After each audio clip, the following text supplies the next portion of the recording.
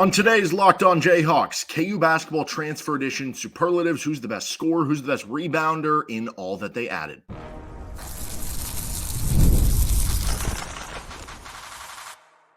You are Locked On Jayhawks, your daily podcast on the Kansas Jayhawks. Part of the Locked On Podcast Network, your team every day.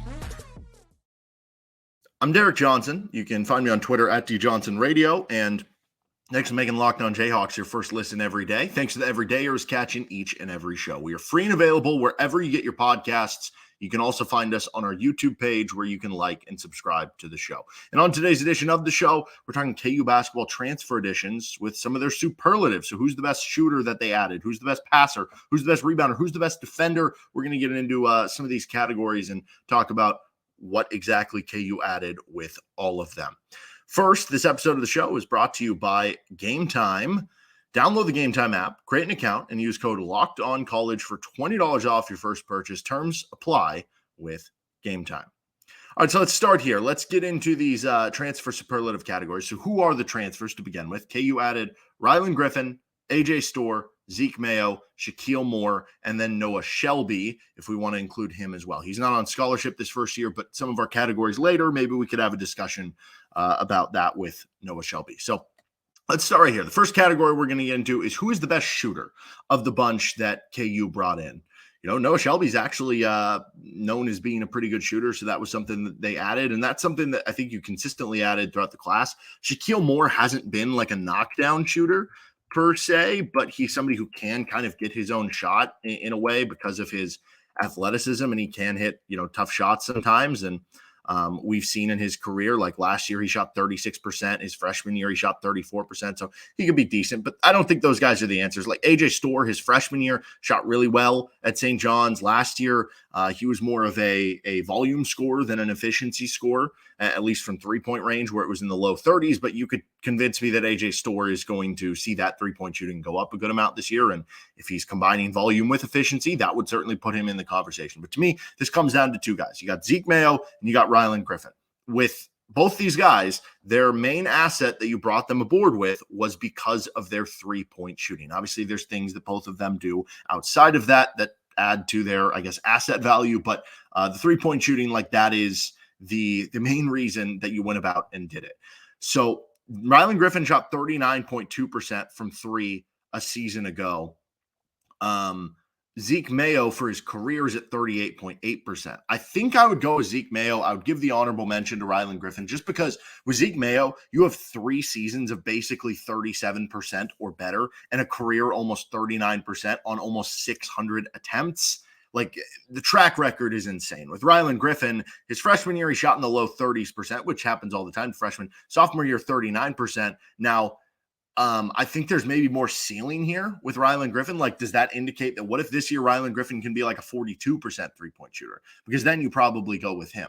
The other thing that Zeke Mayo has going his way, though, in this conversation is I think Rylan Griffen can do it off the dribble and off movement and off a lot of ways as well, and from very deep range. Like, both of them can do it, but I think we see it more consistently, or have to this point, with Zeke Mayo doing it off the dribble, doing it from really deep too, which is why I would go Zeke Mayo. Now, you could argue that Zeke had to do it against lesser competition than Rylan Griffen, and that would be, I think, kind of a fair argument. I think it's a good argument to have, though, and if you're having that argument, it's a good thing because that means KU has a couple really good shooters, because it's a conversation of which of these really good shooters is a little bit better. So I'll go Zeke Mayo as the best shooter that you brought in.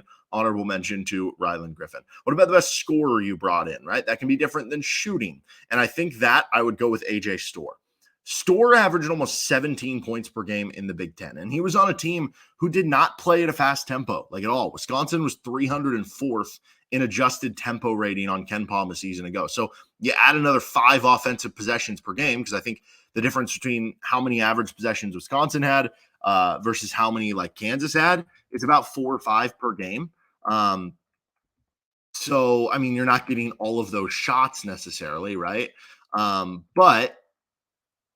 So Kansas is at, let's see, I don't know, they're offensively 59th in offensive possession, basically their speed on the offensive side of the ball, and Wisconsin was on the offensive side of the ball I'm looking at the wrong thing, 336. So it's even lower when you just factor in the offensive side of the ball. But anyway, point being, like, you're going to get probably an extra shot up, maybe 2 shots up per game at Kansas than you would have at Wisconsin. So is there a chance that AJ Storr can go from, and that was inherently, you think he's going to get better from year 2 to year 3. Could he average 18, 19, even 20 points per game?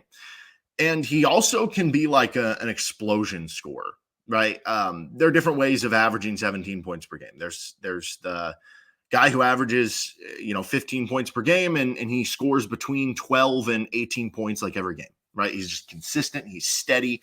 There's the guy who averages 15 points per game because some games he scores 22 and other games he scores 10. And that's a little bit of a wider range of outcomes. And, you can get by in a lot of different ways, but with Storr, he was kind of a little bit of both, but he had 11 games with 20 or more points last season, and he had 4 with 28 or more. So he really had some games that took over and basically won them games. To show you how to comparison, so 4 games with 28 or more points. Hunter Dickinson did that twice last season. Kevin McCullough did it once. So KU's 2 leading scorers last season. And honestly, I can't think off the top of my head another player on Kansas who had 28 or more points in an individual game last season. But KU's 2 leading scorers last season combined for individual games with 28 or more points 3 times. AJ Storr did it 4 times on his own. And again, you add to it that adjusted tempo rating that Wisconsin had, which was in the 300s, and you wind up with a very impressive number. So I think Storr is the best scorer. He can drive the basketball. He's a physical, athletic wing. He can do it in transition. He can do it in the mid-range really well. Power athlete that does help him kind of driving. The three-point shooting, like I said, not super high efficiency, but I think that'll get better this year. And if he can get to 34% from 3 on higher efficiency, I think that's kind of what you're looking for. I think there's some similarities there with the scoring of AJ Storr to what Jalen Wilson did. And then honorable mention, I would go Zeke Mayo, 15.5 points per game in 3 seasons for Zeke at South Dakota State, over 18 points per game the last 2 seasons. Again, there's the conversation, how does that transfer over? Maybe you would argue Rylan Griffen over Zeke Mayo for that specific reason, but I think the track record's there that he would be the honorable mention pick. Okay, what about best passer among the incoming transfers you brought in? Now, there's nobody who averages more than or 4 or more assists per game that KU brought in. Zeke Mayo, to me, would be the clear kind of answer here. So Storr and Griffen are guys that average under 2 assists per game. And to be clear, I don't think that's really been the I don't think their teams, their roles that they've been put in their previous teams, that they've really been asked to do that. Like for Storr with Wisconsin, you brought him in as a transfer. If you're the Badgers, you were saying, hey, score the basketball. And that's what he did. With Rylan Griffen for Alabama last year, they had Mark Sears. They had an All-American point guard. His job wasn't to set other people up. It was, hey, shoot the basketball and score the basketball, right? But still, from what we've seen on paper, Zeke Mayo averaged 3.5 assists per game the last 2 seasons. For his career, he's at 3 assists per game. The one kind of qualm here with Zeke Mayo is the turnover numbers. He's averaging about 3 turnovers per game. So it's close to a 1-to-1, a little bit over, about a 1.1-to-1, 1.2-to-1 assist to turnover ratio. I think part of that, though, is just that in his role, he wasn't just asked to be, a ball handler and get assists and stuff. He was also asked to be scoring a lot. And so you're just going to, as a high usage player, have more turnovers. I think at Kansas, maybe that turnover number ends up closer to, I guess part of it depends how much he plays, but maybe the assist number goes down a little bit. Maybe it's 3 assists per game, and maybe the turnover number drops to 2 per game, which if he's your second or third ball handler, it's not as big of a deal, especially because you have DeJuan, who is typically so good in that assist to turnover ratio. But I think Zeke is the best passer. He does some flash passes. He can do some no-look passes, some impressive stuff. I think the honorable mention might be Shakeel Moore. I think Zeke is a better passer than Shakeel Moore, but then again, maybe Moore just hasn't been asked to do it as much. Moore is around closer to 2.5 assists per game. So I go Zeke Mayo in that one. Okay, best rebounder. Who's the best rebounder that they brought in? I think the hope is that it's AJ Storr. So Storr only averaged 3.9 rebounds per game last season, which would actually on paper make the best rebounder that you brought in Zeke Mayo. Zeke Mayo's first career is at 5 rebounds per game in 3 seasons. And his last 2 years, Zeke Mayo was at 6.2 rebounds per game as a sophomore. He was at 5.7 rebounds per game as a junior. So on paper, Zeke is the best rebounder. Again, though, how does that translate with bigger and more athletic players?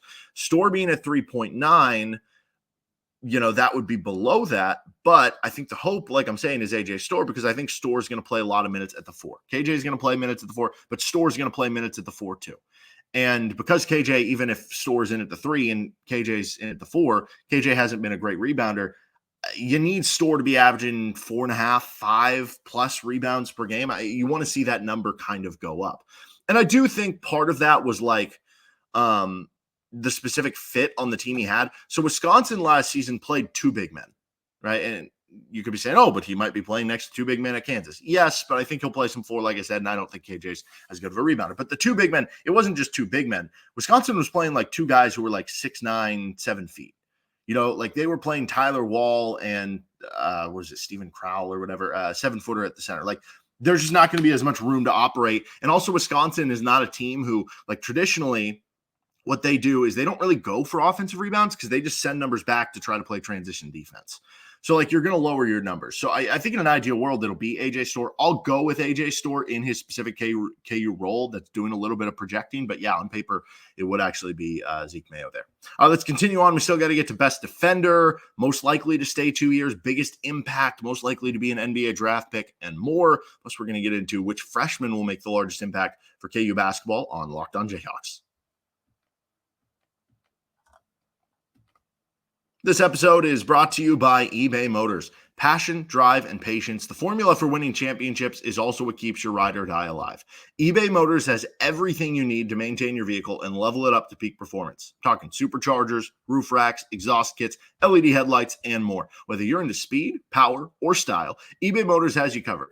With over 122 million parts for your number one ride or die, you'll always find exactly what you're looking for. And with eBay Guaranteed Fit, your parts guaranteed to fit your ride every time or your money back. Because with eBay Motors, you're burning rubber, not cash. I feel like this is like with NCAA college football 25 coming out. You know, you can play with 130 different teams. You can play with the option. You can play with the spread. That's like eBay Motors. You have all these different ways that you can go about it. And with all the parts you need at the prices you want, it's easy to make your car the MVP and bring home huge wins. Keep your ride or die alive at ebaymotors.com. Eligible items only. Exclusions apply. eBay Guaranteed Fit only available to U.S. customers. All right, continuing on with our KU Basketball Transfer Edition Superlatives. Thank you to everydayers tuning into each and every episode. And don't forget, you can check out all sorts of stuff we have going on our Locked On Podcast Network. You want to catch up with our Big 12 show. You want to catch up with, the KU Basketball non-con schedule is released. You want to go see what, they're thinking about how good North Carolina is going to be or one of these other teams. You can check that out across the Locked On Podcast Network. All right, our next topic here is the best defender. Who's the best defender of the group? Well, you go through this and, Zeke Mayo has more so been like kind of an average defender at the Summit League level. So how does that transfer up? Yeah, right. Maybe you end up being a below average defender at the power level, but you're more out there for offense. With AJ Storr, he's been more of a, depending on the time and stop, below average to average defender. With Rylan Griffen, his first year, the numbers loved him. His second year, the numbers hated him. But how much of those numbers is just that Alabama had a bad defense? Still, Rylan Griffen only averaged, so stocks, the combination of steals plus blocks, he only averaged 0.8 stocks per game for a high-tempo team. Like, that's not great, but was that specific role? And then when it kind of came to nut-cutting season and at the end of the year, like Rylan Griffen's guarding RJ Davis and having him really struggle in the Sweet 16 and in a victory there for Alabama. So I think the potential is there for Rylan Griffen to be a really good defender or at least be like a positive defender. But there's been some inconsistencies that you don't totally know. I think this is hands down one guy. It's Shakeel Moore. Shakeel Moore is a really good defender. I mean, 2 years ago, he was one of the, 10 or 12 finalists, semifinalists for the Defensive Player of the Year award. And his career steal average per game is 1.4 steals per game. AJ Storr and Rylan Griffen combined 1.1 steal per game. So he's getting more than that. And obviously steals aren't the most important stat. Like Mario Chalmers ended up winning like Defensive Player of the Year in the Big 12, was all Big 12 defensive team a couple times because his steal numbers were insane.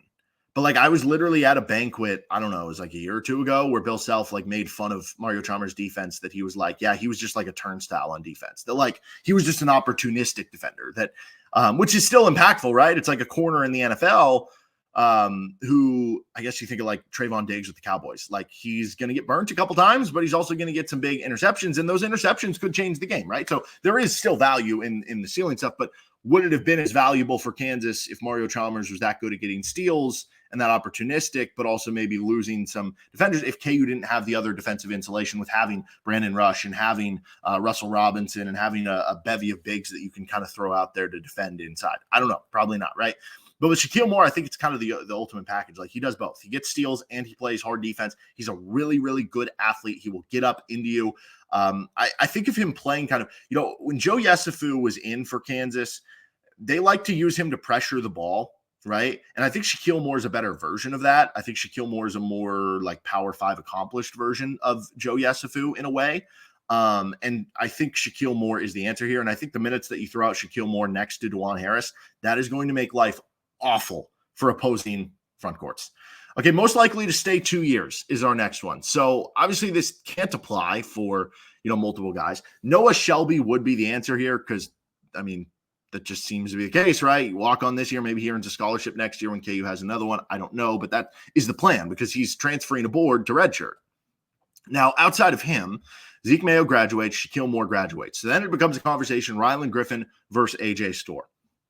I think the idea for AJ Storr, probably going to be ball out this season on what could be a really good Kansas team, get a lot of notoriety, and then go pro. I think that makes a lot of sense. Now, is there the chance that, he does ball out, but he's still being seen as like mid-second round pick, and he's like, well, I can make a lot of NIL money coming back for another year at Kansas? Of course there is. Both Rylan Griffen, I think right now you look at some of these NBA draft boards and stuff, Storr is being seen as kind of a late second round pick for some of these early 2025 draft boards. I haven't seen Rylan Griffen pop up yet. So I think it's just more likely that Rylan Griffen would be back for another year. And it sounds like he really wanted to go to Kansas out of high school. He's got his friend and Noah Shelby on the roster who they could be together for 2 years. I think the answer there would be Rylan Griffen, which brings us to our next question or topic or superlative, biggest impact. And I think then you can kind of twist this in an interesting direction. Like if you're just talking biggest impact for the 2024 to 2025 season, I think you'd probably argue AJ Storr. He probably has the best chance of being on like first team all Big 12 or we had this conversation. Could he lead the team in scoring over Hunter Dickinson this season? Right now, you could still argue Rylan Griffen or Zeke Mayo if you think he's going to play a ton of minutes there for these conversations because of the fact that KU has to have more 3-point shooting than they had last year, has to have more floor spacing. And what do those two guys do? Is Zeke Mayo and Rylan Griffen, going back to the best shooter conversation of what you added, is that. So like you could argue that would be the most impactful for the team. But I think if you're just talking about who will make the biggest impact on KU throughout their time at KU, because if we go back to the idea that Griffen is probably a more likely player to stay 2 years than AJ Storr would be, I think if you were to say who will make a bigger impact, Rylan Griffen in 2 years at Kansas or AJ Storr in 1 year, you take Rylan Griffen, right? So I think that would be kind of the answer because you have the possibility of 2 years. But you could even argue, like I said, that even if they both were 1 year guys, if Rylan Griffen did kill it this year and he got to go pro, it could still be Rylan Griffen because A, that would mean he'd have to perform that way. But B, because of that 3-point shooting, that's going to be so important for spacing the floor for this specific roster for KU because we saw the alternative to that last year. And then the last one here is most likely to be an NBA draft pick. That one is AJ Storr. Like I said, you look at some of those mock drafts. You're talking about a power wing. Wings are in vogue in the NBA. Griffin's kind of a wing too, but he's more of a shooting wing. Storr has the size on him. I think if Storr can shoot well from three, like I said, you shoot 35% on a higher volume of threes. You go up from 17 points per game to 18 points per game. You get that rebound number up to 4.5, 5 rebounds per game, and you're on a really big, really good team in Kansas. Like that's how you end up being a draft pick and being a top 45 pick in the NBA draft or something like that. So I think that would be the answer there for most likely to be an NBA draft pick. But, with Zeke Mayo, like, I don't know that he's popping up on a ton of draft boards. Probably a lot of that is because of the fact that he's been playing at the Summit League. And like you go back to Baylor Shireman, who it's different there because Shireman was more of this like wing creator who has a couple inches on Zeke Mayo. And, he's putting up like triple-double numbers and stuff like that. But there are some similarities in their production at South Dakota State, former teammates there. And Baylor Shireman ended up playing a couple years at Creighton and turning into the 30th pick in the NBA draft, being a first-round draft pick, right? So, sometimes the question there, but I don't remember Baylor Shireman ever being on draft boards after his year at South Dakota State before he transferred to Creighton, right? So what if Zeke Mayo does come in and kill it and plays 30 minutes a night and he's scoring 16 points per game and getting, 3 assists and 5 rebounds per game and he's shooting well from 3? Does it kind of go under that? Like, yeah, absolutely. That could happen. So I think those are the answers there. All right, let's finish up here. Which KU basketball freshman will make the biggest impact for KU in 2024 to 2025 and long term? Finishing up with this episode of Locked On Jayhawks, which thank you to tuning in this far. Thank you to Everydayers tuning into each and every episode. And don't forget to check out all across our Locked On podcast network. Which KU basketball freshman will make the biggest impact? Well, this would have been more of a conversation had LeBaron Philon not decided to, I guess, back out of the NLI and go to Alabama instead, because then you'd have just more options that you could go to. But now it's basically a two-man game, Flory Bidunga versus Rakease Passmore. So if you're talking this year specifically, it's interesting because I think Flory has a higher, no pun intended here, higher floor of the minutes he could play. I guess Zach Clemens could beat him out for the backup center minutes and you don't have it. But it feels like Flory's going to at least be playing, a handful of minutes per night and could be playing 8, could be playing 10, 12 minutes per night. But the ceiling of how many minutes Flory could play is very capped because you're not going to play Flory next to Hunter Dickinson. Like, that will not work from a spacing perspective. So if you're talking about Hunter, like, what's the least amount of minutes he's going to play this season? 28, could you convince yourself 26? I don't know, probably not, but probably 28 to 32. So the ceiling is limited there. Now with Rakease Passmore, there's a lot of guys that are going to be playing minutes at the 1 through 4. And you could argue that the ceiling would be limited there, but what happens if he's just that good? Like, could you create a way for Rakease Passmore to play 15 minutes per game? Yes, I do think you could. So maybe the ceiling ends up being a little bit higher for what he could get to, but I think the floor is lower too, because there's a chance that he's behind all of these guys that we've mentioned here today in the transfer portal, all the guys that you bring back, and that he is playing just more of spot minutes. So from that perspective, I think you would have to say Flory for who makes the biggest impact this year. And it's interesting, though, once you get into the long-term discussion, because the long-term best prospect on the team, according to Bill Self, is Flory Bidunga. And that makes a ton of sense. He's your highest recruited player in the class. You could argue, though, with the way that KU has done really well with these wings and, like, maybe Flory's gone in 2 years or something like that. Like, what if Rakease Passmore is here for 3 years? I could argue Rakease Passmore would be the guy. He is such a good athlete, and playing on the wing, what if he becomes a featured player to where he's averaging, 17 points per game his final season at Kansas as a junior or something like that, right? That you could make that real argument, I think, kind of either way for who makes the largest impact down the road.